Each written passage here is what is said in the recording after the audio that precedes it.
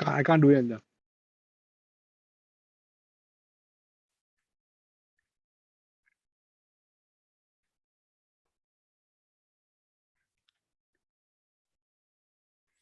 Hello, everybody.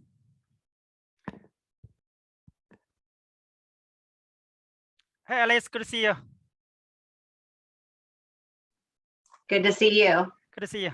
You have a nice background. Thank you. Oh, you have the same background. That's nice. Like, I guess the official background, right? We work for the same place, Dr. Stephen. Hey, Dr. Zink, how are you? I'm good. How are you? Doing great. And join us is Secretary Yassmin Gramian and Alice Hammond. She is in District 10, Indiana. Oh, very nice to meet both of you. Welcome to Slippery Rock. I'm the Provost and Vice President for Academic Affairs. So I'll be introducing Stephen, right? Wow, really? Wow, that's an honor, Abby. Thank you for taking your time today seriously to meet with our students and talk with them. It means so much to them and to us for them to have access to you and to learn from you. It's our pleasure. We're glad we could do this session today.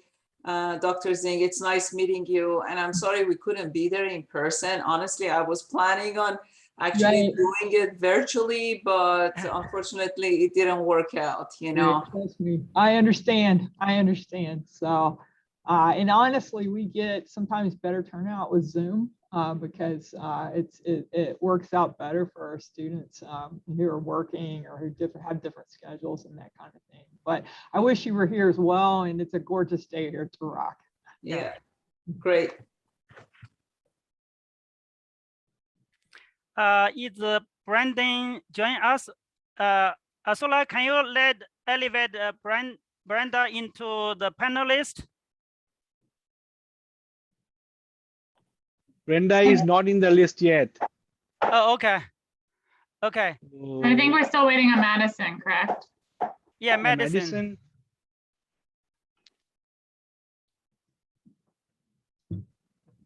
Madison should be coming up now.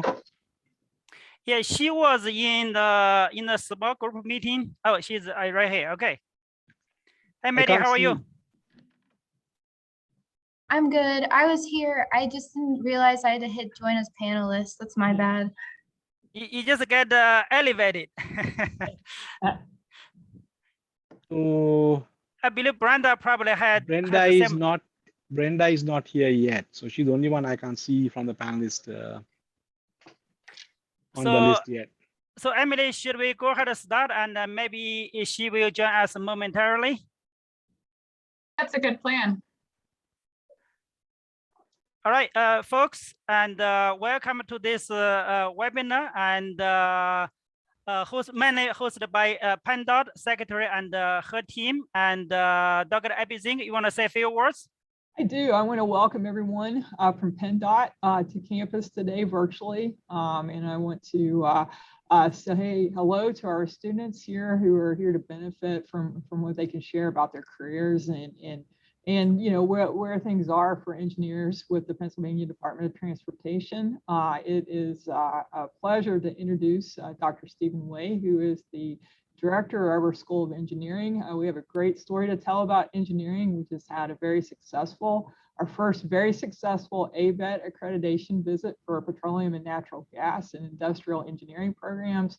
We're getting ready to open some beautiful civil and mechanical engineering labs, and very excited about the growth in our program and the number of women engineers that we're training, as well as male engineers. We have a great faculty, and I really love that they pull together panels like this. So Dr. Way, thank you for your great work, and I'll hand it over to you. Thanks, Provost Zink, and welcome everyone. And Secretary Gramian, if you recall that a couple months ago we spoke over the phone, And I was so excited that you were willing to speak to our faculty and the students. I was also impressed by your personal stories and the career path you have taken.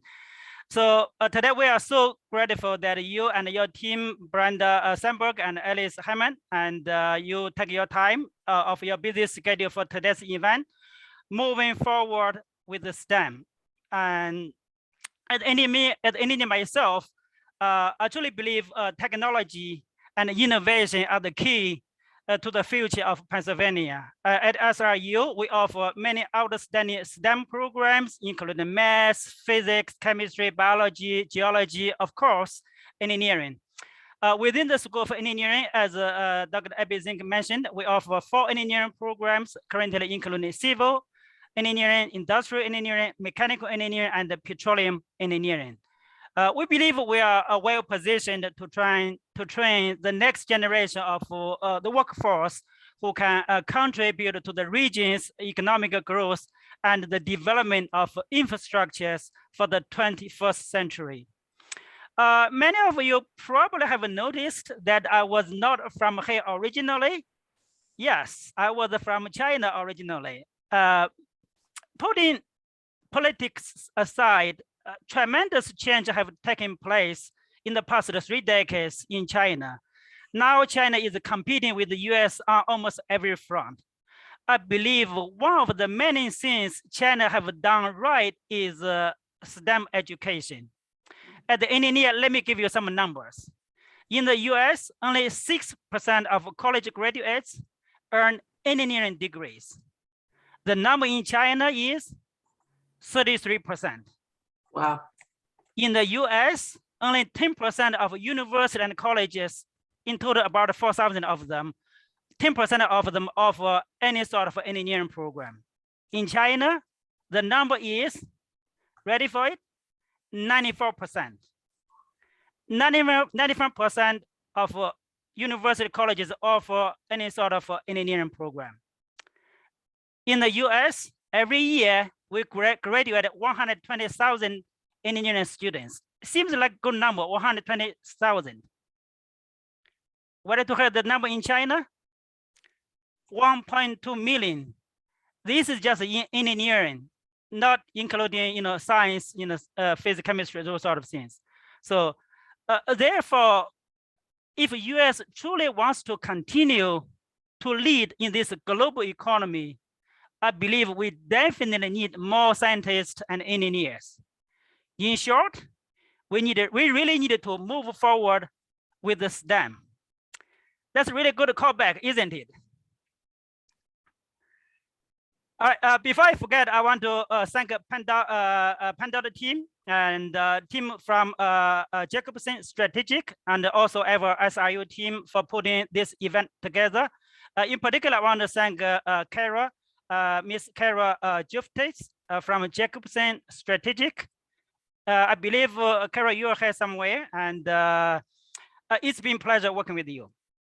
Now it's my honor to introduce one of our outstanding students, Madison Cox.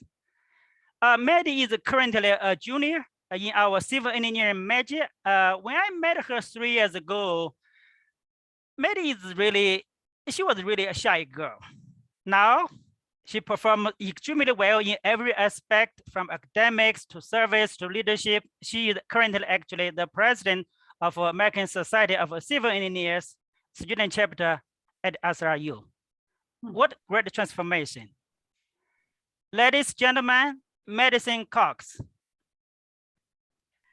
Thank you so much, Dr. Wei. I wanted to thank you for setting up everything. You're just one of the professors I really look up to. And I wanted to also thank everybody from PennDOT who came, Secretary Gramian, Alice, and Brenda and Emily. I wanted to thank you all for coming. I think it's important to get more women and more people into the STEM and engineering field. So I appreciate everybody coming out and everybody who set this up for us. It's my honor to introduce our panelists. Our first panelist is Secretary Yassmin Gramian, who has served as the Secretary of the Pennsylvania Department of Transportation since May of 2020. Prior to joining PennDOT, the secretary worked for over 30 years in transportation infrastructure systems. Our second panelist is Brenda Sandberg, who is the executive director of the Erie Western Pennsylvania Port Authority. Prior to beginning that position in 2014, she was the head of the economic and community development for the city of Erie. And our final panelist is Alice Hammond, who is the Assistant District Executive Design for PennDOT District 10, which is the district that we fall within here at Slippery Rock. And she had started with PennDOT in 2006 as a civil engineer manager.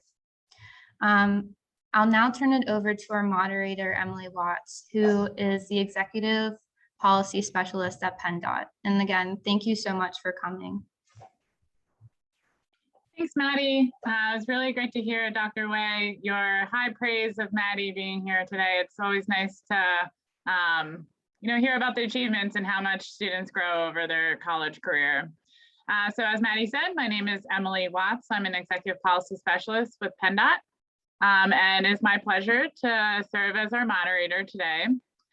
This event is kicking off PennDOT's Moving Forward with STEM series to engage the next generation of STEM leaders in discussion about reimagining transportation, safety innovations, and increasing diversity and equity in transportation, government, and STEM fields.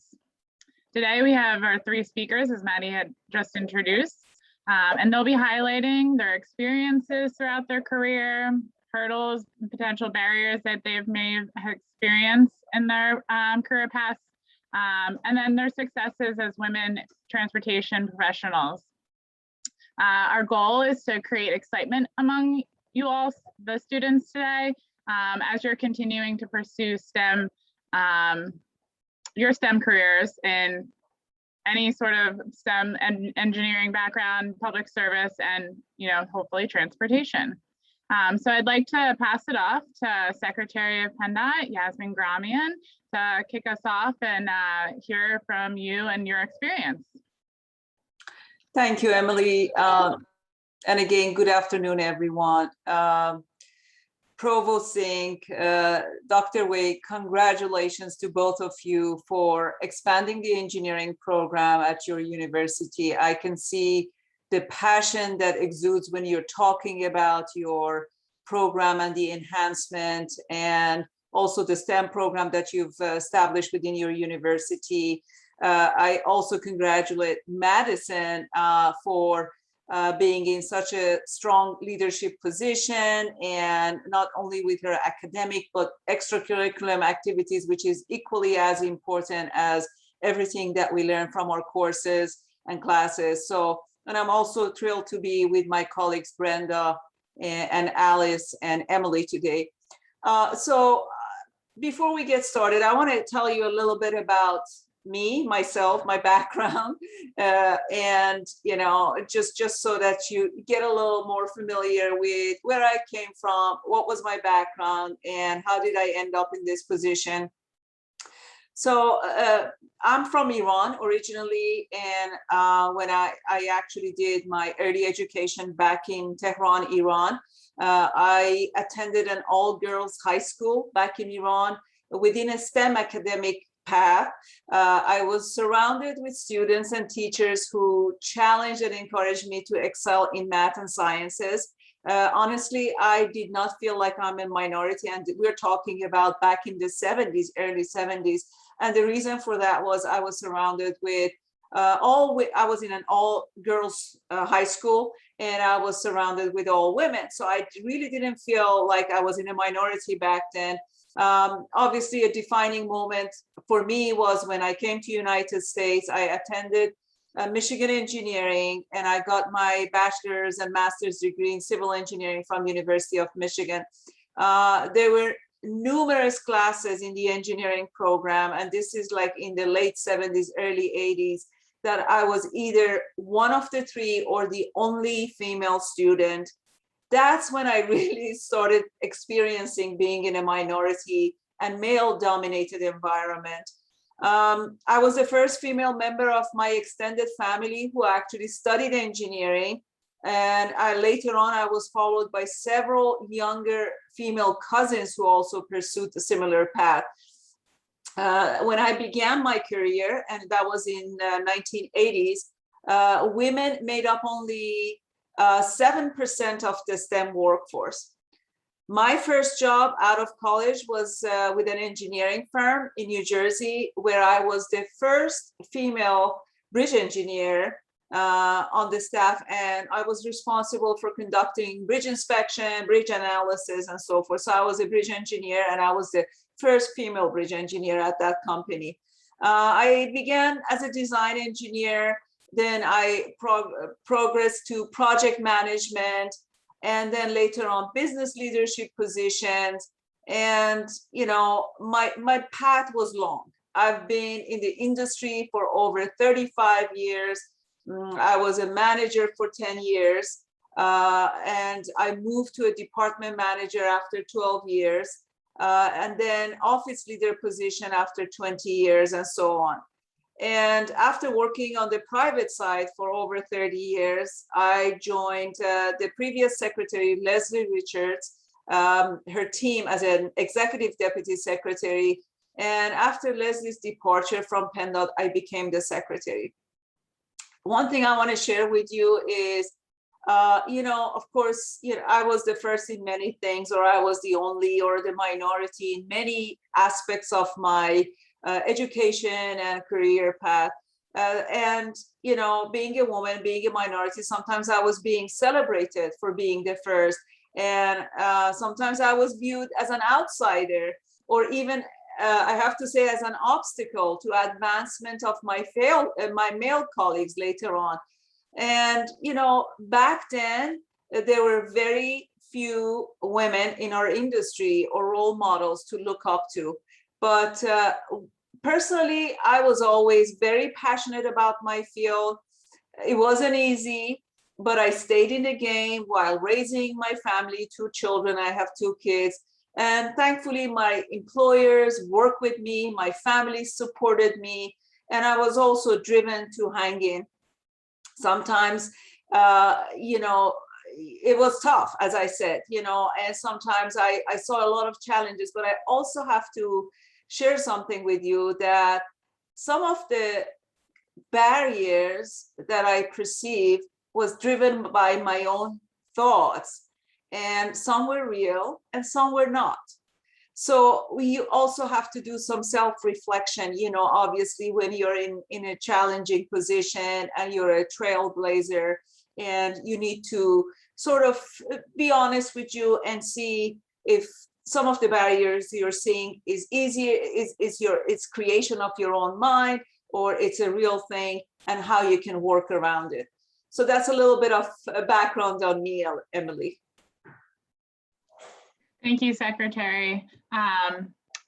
Just real quickly before we go on to Alice, I know coming to PennDOT as a transportation professional myself, PennDOT was a very inclusive place to come as a woman. I think Secretary Leslie Richards really set the stage, and then she continued to bring in other strong, smart women. And it's definitely been a safe space, and you've continued that on as well. So, kudos to you, and thank you for helping create that space for the rest of us at PennDOT. Thank you. So we do have, Brenda seems to be having some technical difficulties, so we're going to move on to Alice. So Alice Hammond is the Assistant District Executive for Design for District 10. As Maddie said, Slippery Rock is in District 10. Alice, love to hear from your perspective. Take it away. Okay, thanks, Emily. And, a special thanks to Slippery Rock for giving us this opportunity to share our stories, and hope that it will encourage or spark some interest. If some of you that are starting the STEM field are just a little bit on the fence or not really sure. Back when I started and I was in your shoes in college, I didn't have it all figured out either. And I think the beginning of my story is kind of, you might chuckle a little bit, but I actually started college in mechanical engineering. My first vehicle was a full-size Ford truck. My dad and I had rebuilt the engine, and I was really intrigued as that you could do different things to the engine to give it more power. So from, just that experience in my personal life, I thought, mechanical engineering was something I should go into. I too was the first generation of being educated in my family. Like my parents did not go to college, and their siblings did not go to college.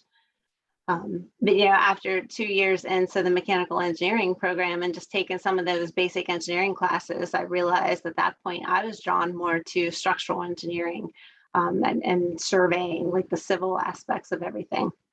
So I switched my major at that time and then went on to get a master's degree. My undergraduate was at the University of Pittsburgh at Johnstown, and then I got a master's degree with the emphasis on structures from Penn State University. And I took my first job on the private side. Also, I was working for a consulting firm in central Pennsylvania, designing bridges and retaining wall structures on the Lewistown Narrows. That was actually a project for a different PennDOT district. It was PennDOT District 2, also sort of in the central part of the state. But from that, then after that, I had an opportunity to be an assistant PM on a very large project. It was a Monfayette Expressway, a Section 51D. It was now a turnpike project, so working for a different client. And it was in that position I kind of realized that I wanted to do more than just the bridges. Like I wanted to be involved in all aspects of the projects with, going to lots of meetings, meeting different people, learning more about roadway design, ENS, and the stormwater. And I always approached everything so that I could learn as much as possible. Like even if I wasn't thrilled about the assignment I was given, I was going to try to learn something from it at that time. And the stormwater basins and the pipe culverts on the turnpike project were larger than anything I had ever worked on prior to that point in my career. So in 2006, I accepted a job with PennDOT in District 9 as a project manager. And I really do think it was, my involvement in the local ASHE sections, the American Society of Highway Engineers, where the District 9 management staff had an opportunity to hear a little bit about me. That and my work on the turnpike, I think, was really what helped me get come into PennDOT in a project management position rather than like an entry level position. I went through the ranks of the local ASHE Altoona section, and it was the year that I was coming in as president when I took the job with PennDOT. So I would encourage, participation in local organizations and anything that even is transportation related, but sometimes not even transportation related, just to get involved in your communities. From that point, I continued through the ranks at PennDOT into a senior management position over an in-house and consultant projects and the planning and programming unit. And at that time, I was aware I was the first female to get into that level of position in the district also. So you just kind of keep pushing forward. And I didn't think much about it at that time, but looking back now and thinking, more females in STEM careers, there was a lot of firsts for me through my career as well.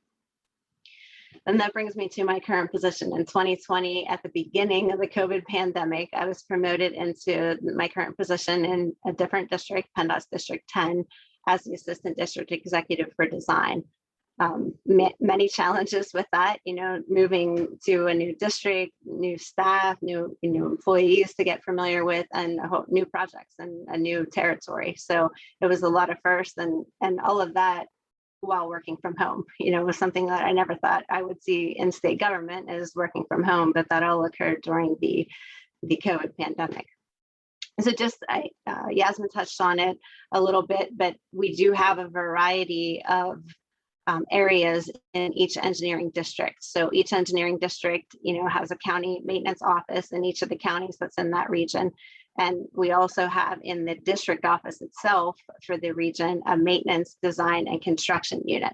And there are opportunities in all of those units for civil engineers and different types of jobs that you could get into. As AD for design, I'm responsible for overseeing that entire design division. And in District 10, we have about 90 employees in design, and many and many support units within that design division, which all have a specific role in the roadway and bridge design projects. It's the main goal and responsibility for the design division within a district. Support units are surveying, planning and programming, environmental, right-of-way acquisition, utilities, grade crossing, and contract management. Even bridge inspection falls under design as well. And we're responsible for the project delivery and making sure that all the projects are completed on time and within budget. Probably some things you guys are looking at with your college assignments as well.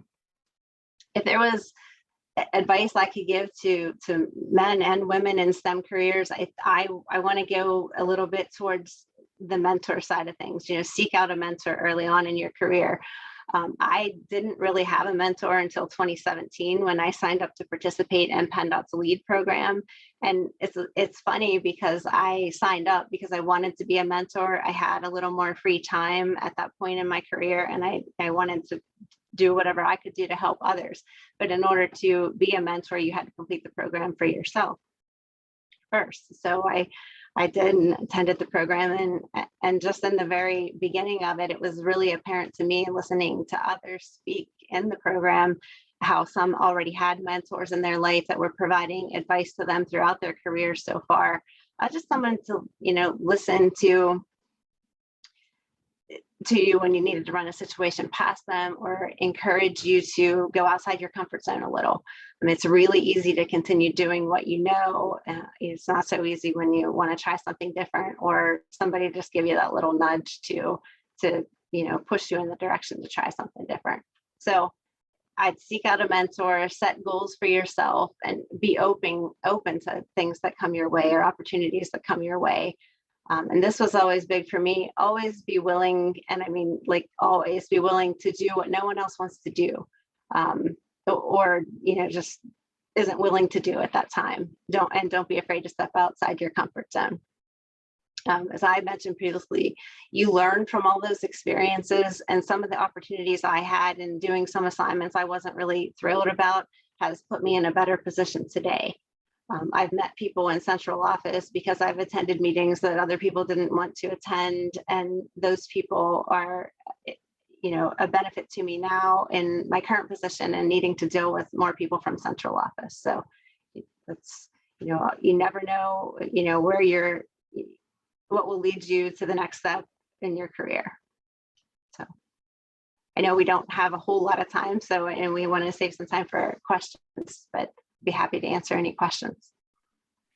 Yeah, wow, Alice. No, that was great. From my, personally, I never thought I'd find myself in transportation. My undergrad's food science, actually.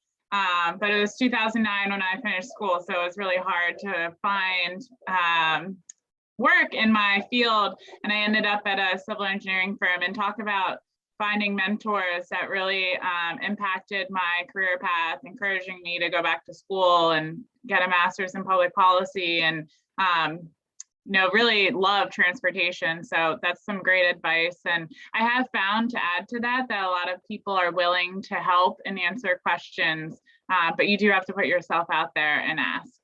So those are some great gems there. And yes, as a state employee, I never thought we'd be working from home. And here I am sitting in my dining room on this virtual Zoom. So totally agree with you there. So it looks like Brenda still is having a little technical difficulty. So let's jump into the Q&A. We did receive a couple questions ahead of time from students. So first off, Secretary Gramian, there was a question specific to you. Can you speak to the importance of public service in the transportation sector as students looking to start their careers following graduation? So I'm sure you have a lot to say about public service. Yeah, absolutely. And I touched on that subject when we had our one-on-one with with the interns. I believe when you're actually on the public side and you're in public service, you really can have a bigger impact in what you're doing. First of all, we are in a position that we can guide a lot of the innovation that's happening in our industry. There is a lot going on in transportation right now, and honestly, it's the best time to be in transportation, in my opinion. And you don't have to necessarily just be civil engineer to be in transportation. You can be a business person and be in transportation. You can be a mechanical, you can be industrial, you can be computer sciences, because civil engineering and what we are doing in transportation right now encompasses engineering, encompasses management, encompasses supply chain, which is something related to industrial engineering, encompasses so many areas, and it's really a great time to work in the transportation industry. Obviously, there's a lot of planning, a lot of community involvements that's going on. You can also influence policies at the same time. You know, you can do so much in transportation, and I always say transportation is the backbone of our economy. It's the backbone of our society. So many things are related and tied into transportation. It's like the spine, right? I mean, and the reason for that is you get out of your house, the first thing you do, you choose some kind of a mode of transportation, whether for whatever you want to do. Even if you don't get out of the house, you rely on transportation to deliver the goods for you. So really, transportation is about moving people and moving goods, which is so much it's the essence of what we rely on, right? Great time to be in transportation. There is a lot of opportunities going on. You know, I have a feeling we are at the cusp of a renaissance, if I can call it. The things we are seeing today in transportation is very new. There is a lot of technology integrated into the work that we are doing. Whether it's energy related, climate related, resiliency related, automation related, it's all within transportation right now. I give you some examples on a very high-tech side of our business. Obviously, you know, we can influence what's happening in the industry, specifically in the auto manufacturing industry. I mean, the auto manufacturing industry, they're taking some major steps in how they're producing, you know, their product, the cars. Actually, a lot of them are migrating into electrical vehicles, as I'm sure you've been hearing. There's going to be a huge investment from the auto industry into EV cars, and some of them by 2030 to 2035, they're going to be out of you know, combustible fossil fuel gas engine type of cars, and they're not going to produce anything but EV cars. So that's one big change in the auto industry. As you've noticed, we see a lot of automation within the auto industry, and there is a lot of communications within the cars that you're driving, whether the communication is from car to car, communication is from cars to signals and other signs within the roadways. And, you know, with the internet, so many things is going on right now, right? It's really the time in terms of the boost of technology, but within the area of transportation. And obviously there's a lot of talks about transportation infrastructure at the national level. You've been hearing about, you know, the proposal that's coming out of the Biden administration that's being debated for a long time, because they're trying to actually figure out how big of a proposal and what else should be attached to this infrastructure transportation bill, or Build Back Better proposal. So there's a lot going on. What we know at the end of the day, the part for transportation infrastructure does have bipartisan support. And this is something that's really important, and I want to point out to you. We do get engaged into political debates as a transportation industry, but for most part, both parties, everyone agrees investment in transportation is a necessity for many reasons, for access to jobs, access to healthcare, access to better food, access to school, building your communities, creating jobs, boosting the economy. There is all kinds of good reasons. So at the national level, there is going to be a great amount of funding put into transportation. I call it investment. Obviously, it's very different from CARES package. And when you invest, you get return on your investment. There's going to be a lot of emphasis in creating clean transportation. And what I mean by that is what modes of transportation, how do you provide the infrastructure that's needed so that this new transformation with the electrical vehicles can actually leverage, the infrastructure that we're providing to them? Are we supporting them with the infrastructure that's needed, with the charging stations, or other source of clean energy? That's really an important part. And finally, eventually, as we are, reducing our reliability on gasoline and gas type of vehicles, we need to also figure out how we pay for our transportation system, because currently, especially in the state of Pennsylvania, our highways and bridge programs are being funded through motor license fund, and motor license fund is gas tax, and gas tax is the gas that you're putting into your car. Certain percentage of it, or 57.5% of it, goes towards fixing our highways and bridges, right? And if we kind of reduce our reliability on gas tax, which we are hoping we do that for the sake of clean energy and for the sake of, addressing the climate challenges that we are faced with, we're really hoping we move towards that direction as fast as possible. We also need to figure out how we wanted to pay for our reliability for our highways and bridges and all the programs we have. So I'm sharing all this information to go back to your original question.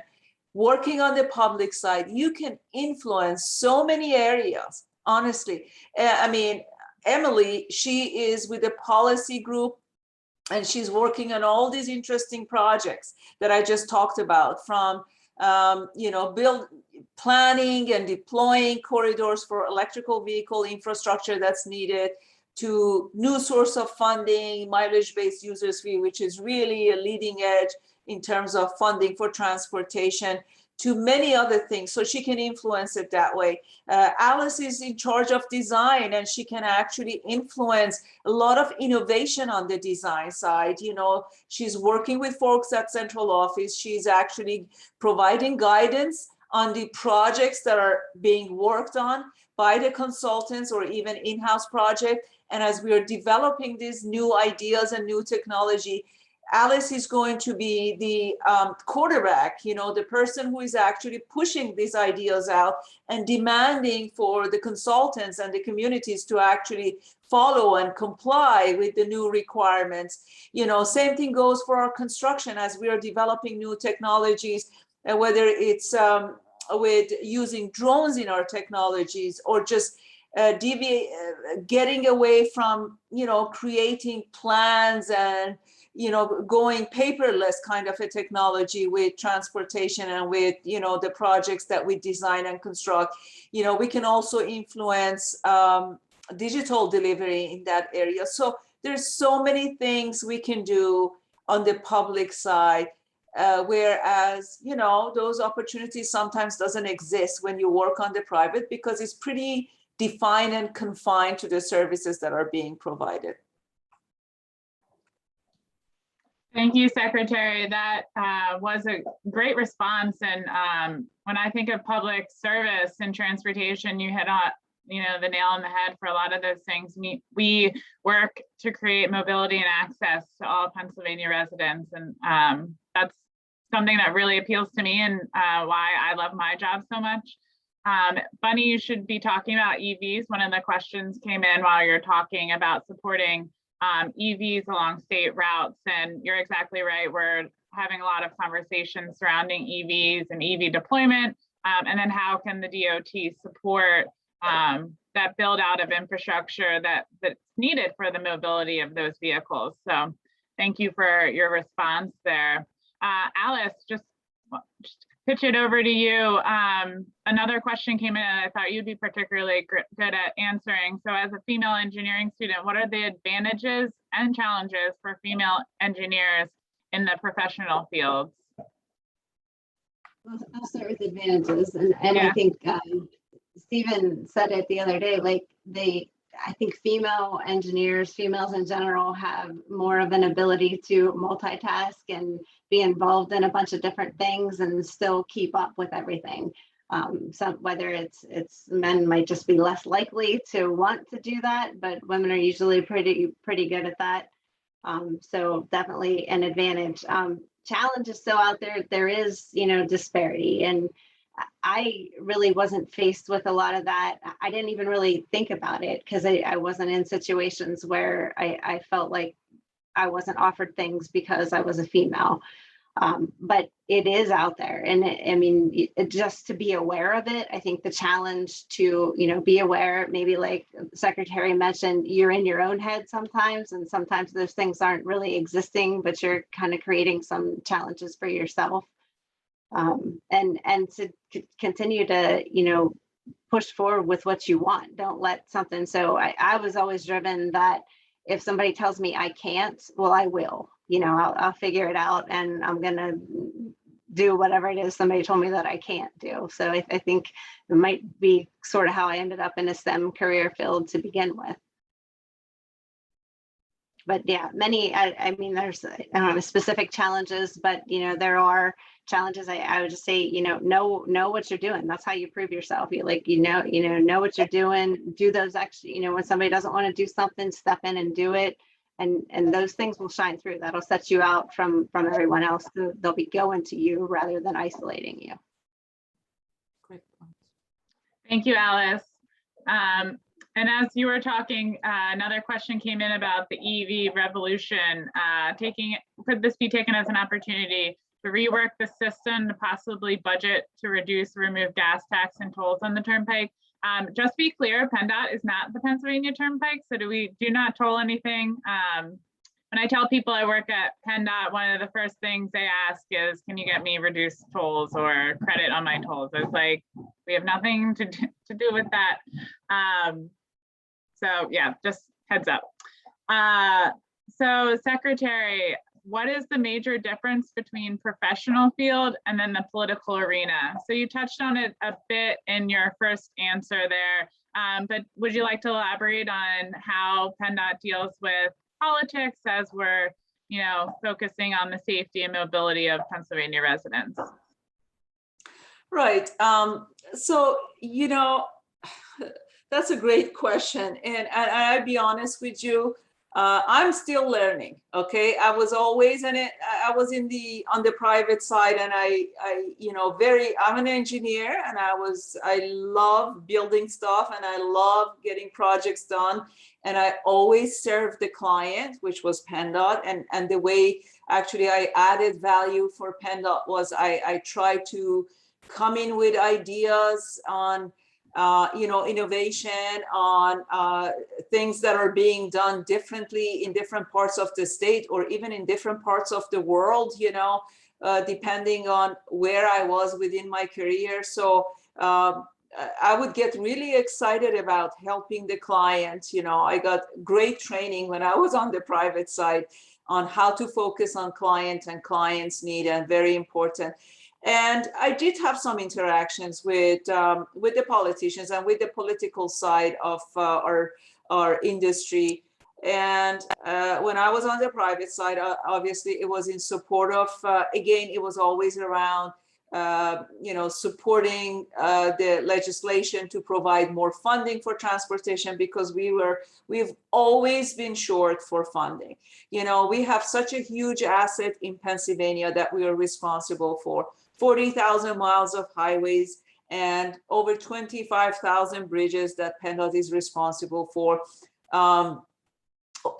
We have public transit in every county in Pennsylvania. We provide funding to all the airports, local airports. state-owned airports in Pennsylvania.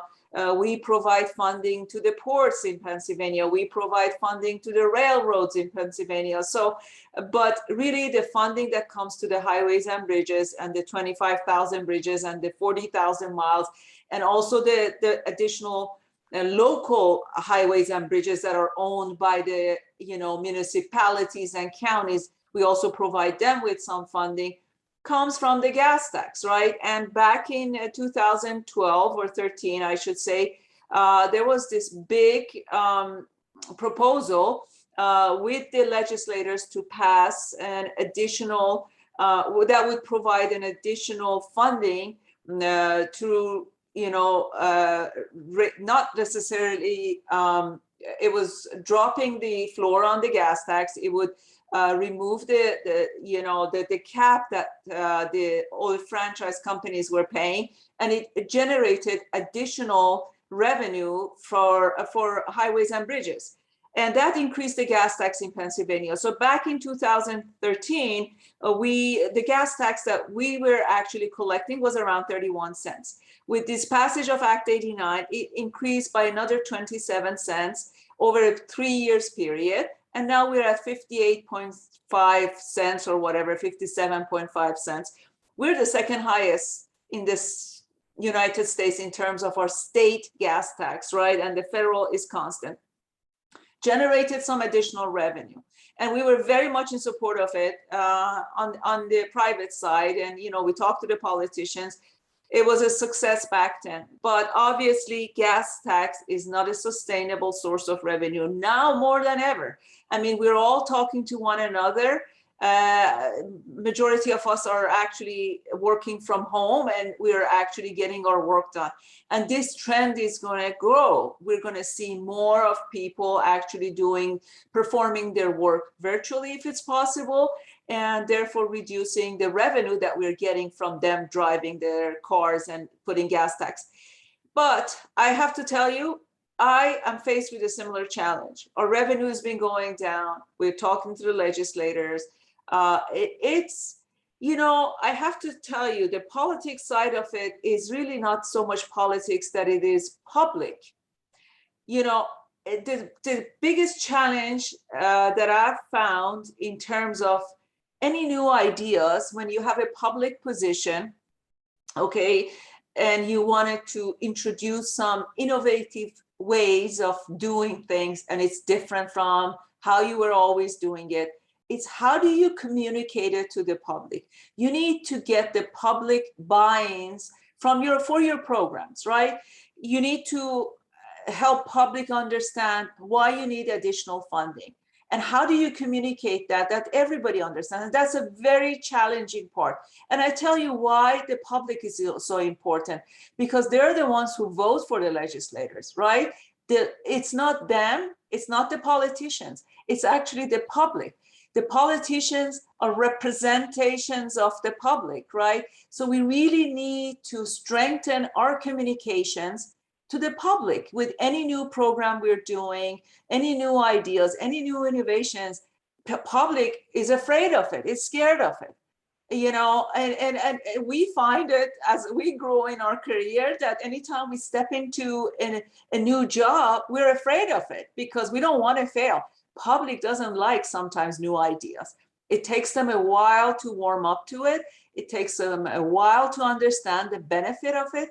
Sometimes, honestly, they don't understand it until they experience it, right? It's like once they experience and they see, oh, this feels good, this feels right, I can see it, I can enjoy it, I have a better ride, it's a more reliable, it doesn't take me extra time, I would pay that extra toll. I love that my climate is getting better. I would go for an EV car. I mean, or like one of the very simple things that we were challenged with, and Alice can speak to that, is the roundabouts, right? I mean, this roundabout is a concept that we are using a lot in the state of Pennsylvania in areas where you have vehicles coming in multiple directions, and there is a tight space, and you want to correct the movement, you want to correct the operations of that area, you want to create safety for all the modes that are using that intersection, whether it's pedestrians, bikers, cars, whatever, to access and get to where they want. People hated roundabouts, the idea of it. They would look at it and they say, no way. And it wasn't until they attended a lot of public meetings, it was built and they went through it and they say, wow, you know, there is a power to innovation and it's about making your life better. So back to your question, politicians is really about how you deal with public and how you communicate with public.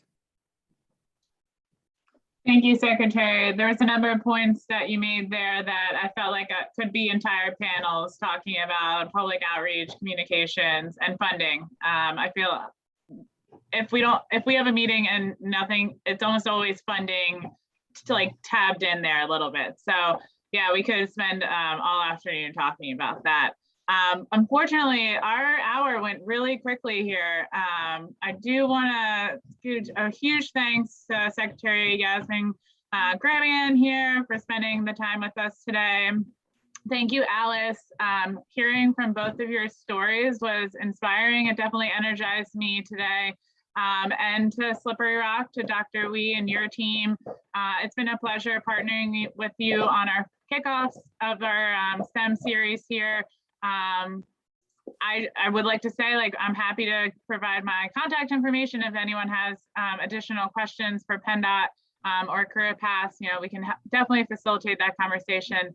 But I think we're out of time today, but thank you so much to everyone for listening in, and good luck with your classes this semester. Thank you. Thanks, Emily. Thanks, Secretary. Thanks, Alice. Thank you so much, Dr. Wade. Great to be with all of you. Emily, great job as always. Alice, wonderful seeing you. Thank you so much. Great points you made to the STEM students. Wonderful. Good seeing you all. Okay, we'll be in touch. Thank you.